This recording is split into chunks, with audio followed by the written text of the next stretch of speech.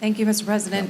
You've spent 7 years now working on nonproliferation issues, and you said in your opening remarks that you hope the future administrations do the same and make it a priority.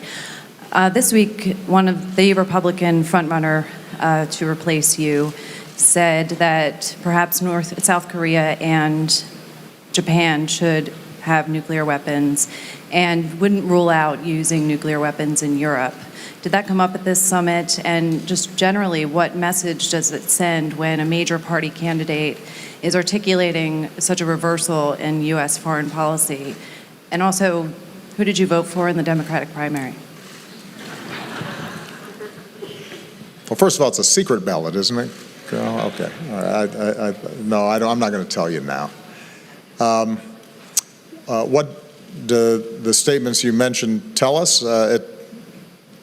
They tell us that the person who made the statements doesn't know much about foreign policy or nuclear policy or the Korean Peninsula or the world generally.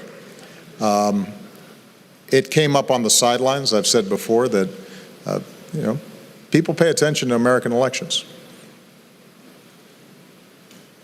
What we do is really important to the rest of the world. Even in those countries that are used to a carnival atmosphere in their own politics, want sobriety and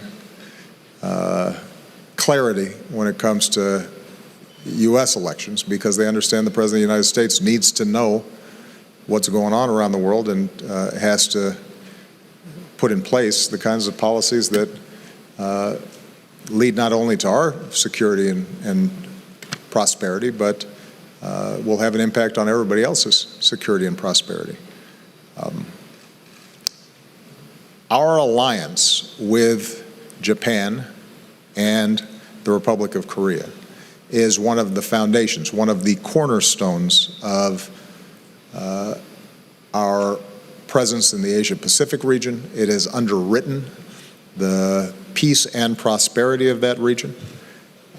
It has been an enormous boon to American commerce and American influence, and it has prevented the possibilities of a nuclear escalation and conflict between countries that in the past and throughout history have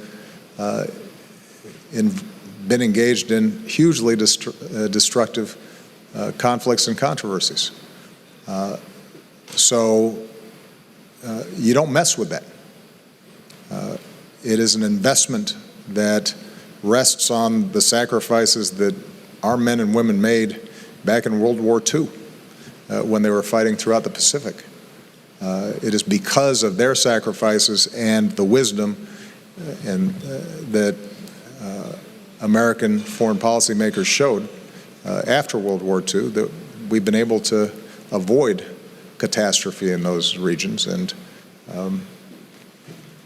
we don't want somebody in the Oval Office who doesn't recognize how important that is.